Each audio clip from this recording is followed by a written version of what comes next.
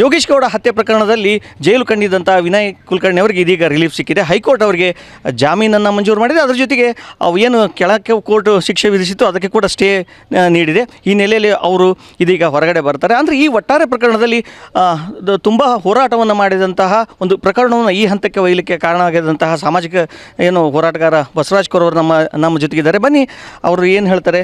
ಈಗ ತೀರ್ಪಂತೂ ಪ್ರಕಟ ಆಯಿತು, ಅವ್ರಿಗೆ ಬೇಲು ಸ್ಯಾಂಕ್ಷನ್ ಆಯಿತು, ಅದ್ರ ಜೊತೆಗೆ ಸ್ಟೇನೂ ಸಿಕ್ಕಿದೆ ಶಿಕ್ಷೆಗೆ. ಏನು ಹೇಳ್ತಾರೆ, ಫಸ್ಟ್ ರಿಯಾಕ್ಷನ್ ಏನು?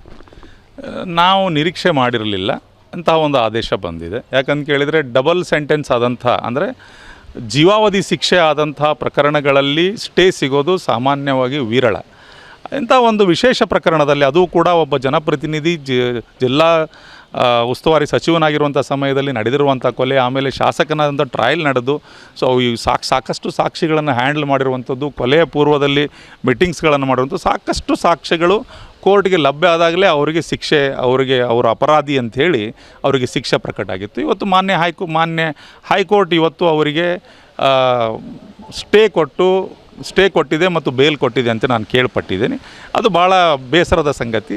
ಬೇಲು ಅದು ಒಂದು ಸಾಮಾನ್ಯ ಪ್ರಕ್ರಿಯೆ. ಎಲ್ಲಿ ಯಾರಿಗೇ ಶಿಕ್ಷೆ ಆದರೂ ಕೂಡ ಅದು ಹೈಕೋರ್ಟ್ ಮೊರೆ ಹೋಗ್ತಾರೆ. ಹೈಕೋರ್ಟಲ್ಲಿ ಅಪೀಲ್ ಮಾಡಿಕೊಂಡ ಮೇಲೆ ಹೈಕೋರ್ಟು 1 ವರ್ಷ 2 ವರ್ಷ ಹೀಗೆ ಅದು ಪ್ರಕರಣದ ಒಂದು ಅಲ್ಲಿ ಸಮಗ್ರವಾದಂಥ ವಿಚಾರಣೆ ನಡೆಯೋದಿರೋದ್ರಿಂದಾಗಿ ಬೇಲ್ ಕೊಡ್ತಾರೆ. ಆದರೆ ಸ್ಟೇ ಸಿಕ್ಕಿರೋದು ನಮಗೆ ಯಾಕೋ ಬೇಸರ ಆಗಿದೆ. ನಾವು ಅದನ್ನು ಪ್ರಶ್ನಿಸಿ ಈಗ ಹೈಕೋರ್ಟ್ ಆದೇಶದ ಪ್ರತಿ ಬಂದ ಮೇಲೆ ಅದನ್ನು ಪ್ರಶ್ನಿಸಿ ನಾವು ಸುಪ್ರೀಂ ಕೋರ್ಟ್ ಮೊರೆ ಹೋಗ್ತೀವಿ. ಗುರುನಾಥ ಗೌಡರು ಕೂಡ ನನ್ನ ಜೊತೆ ಮಾತಾಡಿ ಹೇಳಿದ್ದಾರೆ ಸುಪ್ರೀಂ ಕೋರ್ಟ್ ಹೋಗೋಣ ಅಂಥೇಳಿ. ಈಗ ಎಲ್ಲೋ ಒಂದು ಕಡೆಗೆ ಒಟ್ಟಾರೆ ನಿಮ್ಮ ತಂಡಕ್ಕೆ ಅಥವಾ ನಿಮಗೆ ಇದು ಈ ಒಂದು ತೀರ್ಪಿನಿಂದ ಹಿನ್ನಡೆ ಅಂತ ಅನಿಸ್ಬೋದಲ್ಲ? ನಮ್ಮದು ಯಾವ ತಂಡ ಇಲ್ಲ. ನಮಗೆ ಗುರುನಾಥ ಗೌಡರಿಗೆ, ನಮಗೆ ಮತ್ತು ಯೋಗೇಶ್ ಗೌಡರ ಕೊಲೆ ಪ್ರಕರಣದಲ್ಲಿ ಇಡೀ ರಾಜ್ಯಾದ್ಯಂತ ನ್ಯಾಯ ಸಿಕ್ಕಿದೆ, ಒಳ್ಳೆಯದಾಯಿತು. ಅಧಿಕಾರವಂತರಿಗೂ ಕೂಡ ಶಿಕ್ಷೆ ಆಗುತ್ತೆ, ಹಣವಂತರಿಗೂ ಕೂಡ ಶಿಕ್ಷೆ ಆಗುತ್ತೆ ಅನ್ನುವಂಥದ್ದನ್ನು ನ್ಯಾಯಾಲಯ ತೋರಿಸ್ಕೊಟ್ಟಿದೆ ಅಂತ ಹೇಳಿ ಏನು ನಂಬಿಕೆ, ನ್ಯಾಯಾಂಗ ವ್ಯವಸ್ಥೆ ಮೇಲೆ ನಂಬಿಕೆ ಬಂದಿದೆಯೋ ಅಂಥವ್ರಿಗೆ ಒಂದಿಷ್ಟೆಲ್ಲೂ ಬೇಸರ ಆಗಿದೆ ಅಂತ ನನಗನ್ಸುತ್ತೆ. ಅಲ್ಲ, ಎಲ್ಲಿ ಯಾವ ಅಂಶಗಳು ಪ್ರಮುಖವಾಗಿ ಈ ಒಂದು ತೀರ್ಪಿಗೆ ಕಾರಣ ಅಂತ ಅನಿಸುತ್ತೆ ನಿಮಗೆ? ಅಂದರೆ ನೀವು ಆ ಒಟ್ಟಾರೆ ಪ್ರಕರಣದ ಫಾಲೋಅಪ್ ಮಾಡ್ತಾನೆ ಇದ್ರಿ, ಎಲ್ಲಿ ಹಾಗಾದರೆ ಹಿನ್ನಡೆ ಆಗಿದೆ ಇದಕ್ಕೆ? ಹಾಗೆ ನಿಮಗೆ ಅದು ನೋಡಬೇಕು ಸರ್. ಈಗ ಅದು ಸಂಪೂರ್ಣ ಆದೇಶದ ಪ್ರತಿ ಬಂದ ಮೇಲೇ ಗೊತ್ತಾಗುತ್ತೆ ಯಾವ ಅಂಶಗಳ ಮೇಲೆ ಅವರಿಗೆ ಸ್ಟೇ ಕೊಟ್ಟಿದೆ ಅನ್ನುವಂಥದ್ದು. ಸೊ ಅದನ್ನು ಗಮನಿಸಿ ನಾವು ಅದರಲ್ಲಿ ನಾವೇನಾದರೂ ಆ ಅಂಶಗಳ ಮೇಲೆ ನಾವು ಕೋರ್ಟ್ ಮುಂದೆ ಬೆಳಕು ಚೆಲ್ಲೋದರಲ್ಲಿ ನಾವೇನಾದರೂ ವಿಫಲರಾದ್ವಾ ಅದನ್ನು ನೋಡ್ತೀವಿ. ಆ ಅಂಶಗಳನ್ನು ನೋಡಿ ನಾವು ಸುಪ್ರೀಂ ಕೋರ್ಟ್ ಮೊರೆ ಹೋಗ್ತೀವಿ. ಅಂದರೆ ಈಗ ಸುಪ್ರೀಂ ಕೋರ್ಟಿಗೆ ಹೋಗೋದು ಬಹುತೇಕ ಖಚಿತ. ಈಗ ನೋಡಿ ಏನಾಗುತ್ತೆ, ನಾನು ಈ ಪ್ರಕರಣದ ತೀರ್ಪು ಬಂದಾಗಲೇ ನಾನು ಹೇಳಿದ್ದೆ, ಕೋರ್ಟ್ ಹಾಲ್ ನಂಬರ್ 82 ಅಲ್ಲಿ ಜನಪ್ರತಿನಿಧಿಗಳ ನ್ಯಾಯಾಲಯದಲ್ಲಿ ತೀರ್ಪು ಬಂದಾಗಲೇ ನಾನು ಹೇಳಿದ್ದೆ ಏನಂತ ಕೇಳಿದರೆ, ಈ ಒಂದು ಹಂತದ ಹೋರಾಟ ಈಗ ಮುಕ್ತಾಯ ಆಯಿತು. ಮತ್ತೊಂದು ಹಂತದ ಹೋರಾಟ ಹೈಕೋರ್ಟ್ ಮತ್ತು ಸುಪ್ರೀಂ ಕೋರ್ಟ್ಗಳಲ್ಲಿ ನಡೆಯುತ್ತೆ ಅಂತ ಹೇಳಿದೆ. ಅದೇ ಪ್ರಕಾರ ಈಗ ವಿನಯ್ ಕುಲಕರ್ಣಿ ಅವರಿಗೆ ಸ್ಟೇ ಸಿಕ್ಕಿದೆ, ಅದನ್ನು ಪ್ರಶ್ನಿಸಿ ನಾವು ಸುಪ್ರೀಂ ಕೋರ್ಟ್ ಹೋಗ್ತೀವಿ. ಈಗ ವಿನಯ್ ಕುಲಕರ್ಣಿ ಅವರಿಗೆ ಸ್ಟೇ ಸಿಕ್ಕಿರಲಿಲ್ಲ ಅಥವಾ ಬೇಲ್ ಸಿಕ್ಕಿರಲಿಲ್ಲ ಅಂತ ಇಟ್ಕೊಳ್ಳಿ, ಅವರು ಸುಪ್ರೀಂ ಕೋರ್ಟ್ ಹೋಗ್ತಾಯಿದ್ರು. ಈ ಹೋರಾಟ ಇಲ್ಲಿಗೆ ಮುಗಿಯೋದಲ್ಲ, ಇದು ಇನ್ನೂ 1-2 ವರ್ಷ 3 ವರ್ಷ ಕಾನೂನು ಹೋರಾಟ ಮುಂದುವರಿಯುತ್ತೆ. ನಾವೇನು ಹಿಂದೆ ಜಗ್ಗವರಲ್ಲ ಬಗ್ಗವರಲ್ಲ, ಹಿಂದೆ ಸರಿಯೋರು ಅಲ್ಲ. ಈ ಒಂದು ಪ್ರಕರಣಕ್ಕೆ ನ್ಯಾಯ ಸಿಗೋವರೆಗೂ ಕೂಡ ಸುಪ್ರೀಂ ಕೋರ್ಟ್ನ ಬಾಗಿಲು ತಟ್ಟಿ ನಾವು ಹೋರಾಟ ಮಾಡ್ತೀವಿ. ಅದು ಈಗ ವಿನಯ್ ಕುಲಕರ್ಣಿ ಅವರು ಜಿಲ್ಲೆಗೆ ಬರಲಿಕ್ಕೆ ಅವಕಾಶ ಸಿಕ್ಕಂಗೆ ಆಗಿದೆ. ಹಾಗಾದರೆ ಇಲ್ಲ, ಈಗ ಆದೇಶದ ಪ್ರತಿಯಲ್ಲಿ ಏನಿದೆ ನೋಡಬೇಕೀಗ.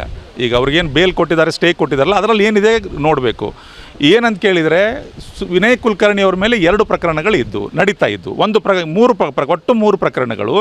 ಒಂದು ಜಸ್ಟಿಸ್ ಸಂದೇಶ್ ಸಾಹೇಬರು 2019ರಲ್ಲಿ ಈ ತುಳಜಪ್ಪ ಸುಲ್ಪಿ ಇವರೆಲ್ಲರೂ ಬಂದಿರುವಂಥದ್ದು, ಗುರುನಾಥ ಗೌಡರ ಮೇಲೆ ಒತ್ತಡ ಹಾಕುವಂಥದ್ದು, ಮಹೇಶ್ ಶೆಟ್ಟರ್ ಮನೆಯಲ್ಲಿ ಮೀಟಿಂಗ್ ಏನಾಗಿತ್ತು ಅದನ್ನು ಪ್ರಶ್ನಿಸಿ ಅದನ್ನು ಇಟ್ಕೊಂಡು ನಾವು ಕೋರ್ಟ್ ಮೊರೆ ಹೋಗಿದ್ವಿ. ಅದರಲ್ಲಿ 195 ಮೇಲೆ ಸಾಕ್ಷಿನಾಶದ ಪ್ರಕರಣ ದಾಖಲು ಮಾಡಲು ಜಸ್ಟಿಸ್ ಸಂದೇಶ್ ಸಾಹೇಬರ ಪೀಠ ಅಂದು ಆದೇಶ ಮಾಡಿತ್ತು.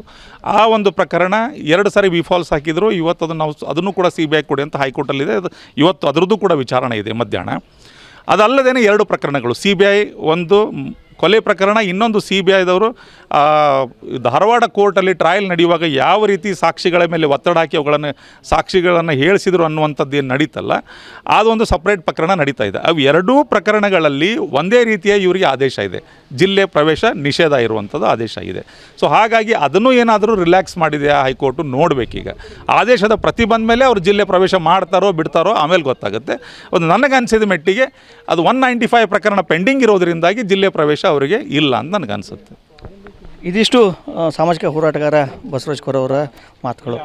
ಕ್ಯಾಮರಾ ಪರ್ಸನ್ ಅಕ್ಷಯ್ ಜೊತೆ ನರಸಿಂಹಮೂರ್ತಿ, ಪ್ಯಾಟಿ, TV9 ಧಾರವಾಡ.